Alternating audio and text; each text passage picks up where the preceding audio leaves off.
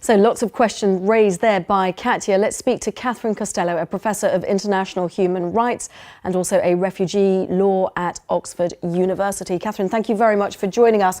This idea of quotas, now the UK doesn't like it. It's not the only country that doesn't like it. How realistic is it for the EU to implement a quota system? Well, I think we need to be careful and think about what exists at present. At present, we have a very unfair allocation system to allocate responsibility for processing asylum claims in the form of the Dublin system, which leads to a situation where countries like Italy and Greece are potentially overburdened, but in fact a lot of irregular migration happens with asylum seekers moving irregularly around the EU. So if a redistribution system can make that system more orderly, more fair, increase refugee protection, then I think it is a good thing, and there are very considerable benefits for states.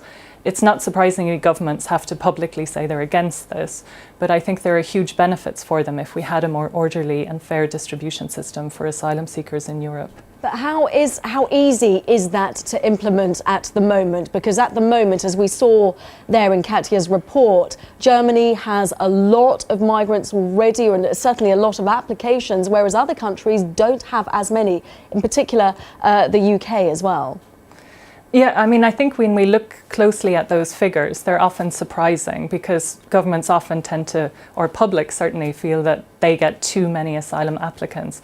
But I think we need to be careful. What the figures generally look at is the number of asylum claims actually lodged in those countries. And at present, European governments spend very substantial sums of money transferring asylum seekers from country to country, often against their wishes, which is in itself a very costly system. If we had fairer distribution of asylum seekers, where they had some role in deciding where they claimed asylum in the EU, we could imagine a system that was more streamlined, fairer to asylum seekers, and also less administratively costly for governments themselves. So we can imagine more rational solutions. And I think at a moment like this, really we should be looking at alternatives that work both for refugees and asylum seekers themselves and for states. So what kind of alternatives do you mean? Because one of the issues that the EU is proposing, one of these suggestions, is this legal migration route. Is that a feasible thing to happen?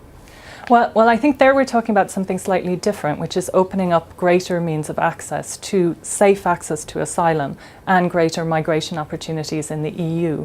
And that would reduce the need for perilous journeys and recourse to smuggling. So I think that would be a separate issue to the issue of how we deal with asylum seekers once they arrive in the EU. And I think there the need is acute. The idea that targeting smugglers will reduce the need for protection in Europe is something that to me seems just patently false. The demand is created by refugee crises and people fleeing for their lives, and without safe access to asylum, people have recourse to smugglers. So I think any comprehensive solution has to include safe access to asylum, which means being able to make applications in embassies, having greater migration routes, family reunification routes for people who want to leave their countries of origin and are fleeing.